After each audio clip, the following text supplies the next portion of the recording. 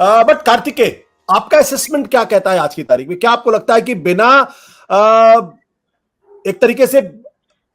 येदियुरप्पा के बिना मान के चलिए, क्योंकि सबको मालूम कि येदियुरप्पा वहां के मुख्यमंत्री नहीं बनने वाले, उनके बेटे को अकोमोडेट करने की कोशिश की गई है, उनको पार्लियामेंट्री बोर्ड में लाया गया है, तो क्या बिना येदियुरप्पा के क्या लिंगायत समाज भी बीजेपी के साथ वैसे ही जुड़ा रहेगा, या इस बार कुछ गड़बड़ होने वाली उसमें? आशुतोष जी, हाँ जी, मैं बहुत कुछ बोला जा चुका है और कर्नाटक के एक्सपर्ट ज्यादा बेहतर बताएंगे, लेकिन मैं 2-3 पॉइंट्स रखता हूँ आपके सामने जिसपे शायद इंटरेस्टिंग होगा कि जब 2013 में येदियुरप्पा जी चले गए थे बीजेपी से बाहर,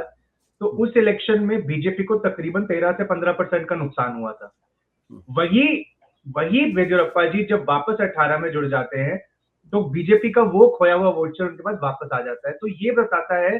कि एटलीस्ट 2018 तक येदियुरप्पा जी की लिंगायत समाज में कितनी पैंठ थी कि वो अपने बल पर उन्होंने कम से कम 29 सीटों पर 2013 में बीजेपी का नुकसान करवाया था। आज की तारीख में मुझे लगता है कि उनका फेस अभी भी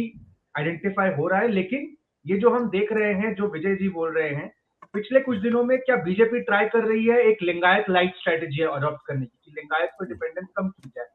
ऐसा हो सकता है। लेकिन मैं इसमें एक बहुत इंटरेस्टिंग चीज ये देखता हूं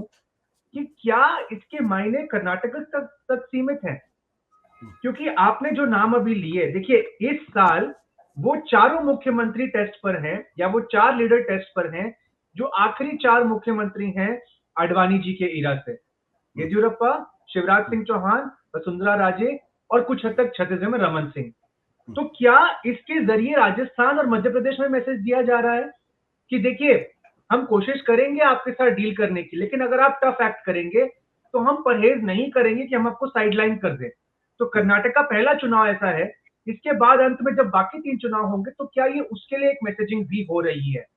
तो मैं इसको एक अलग नजरिए से भी देखना चाहूंगा, लेकिन मुझे लगता है कि इन टर्म्स ऑफ पॉपुलैरिटी, ऐसा मेरा तो मानना नहीं है कि बसवराज बोम्मई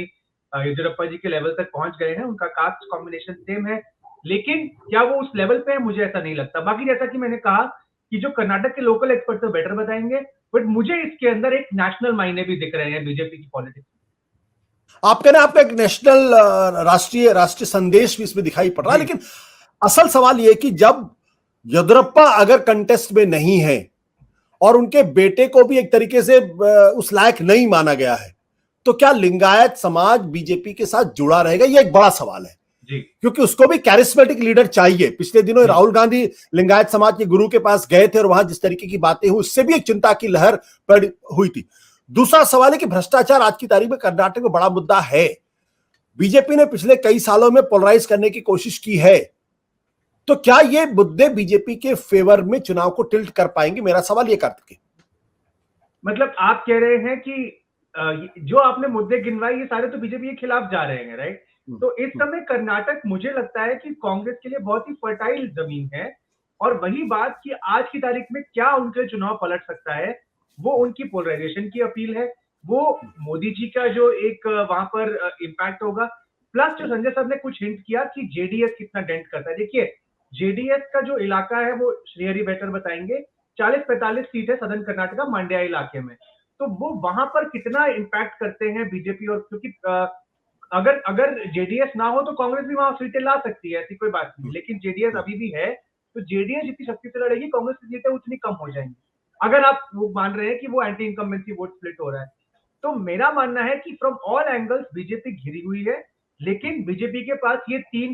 तीन चीजें हैं अपने हाथ में। तो अंत में जैसा कि मैं हमेशा बोलता हूं, इनमें से 2 काउंटरवेलिंग फोर्सेस में जो फोर्स आगे निकल जाएगी उसके हिसाब से चुनाव आधारित हो जाएगा। लेकिन चुनाव में चैलेंजेस बीजेपी के लिए बहुत है,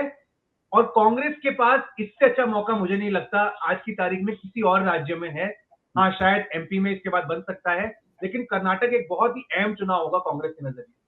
सत्य हिंदी का ऐप डाउनलोड करें गूगल प्ले स्टोर पर।